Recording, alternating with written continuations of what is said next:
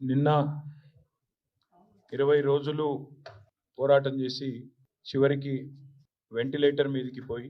అక్కడ కూడా మృత్యువుతో పోరాడి చనిపోయిన పాప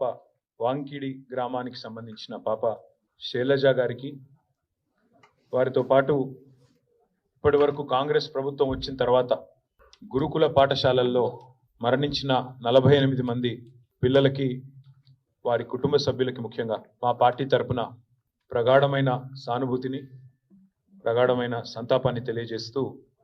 నిజంగా కూడా ఈ ప్రభుత్వం కనీసంగా పేద పిల్లలు ఎవరైతే తల్లిదండ్రులు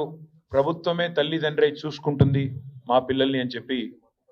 భావించి గురుకుల పాఠశాలకు పంపిస్తారో, ఆ గురుకుల పాఠశాలల్లో ఈరోజు 48 మంది పేద పిల్లల ప్రాణాలు కోల్పోవడానికి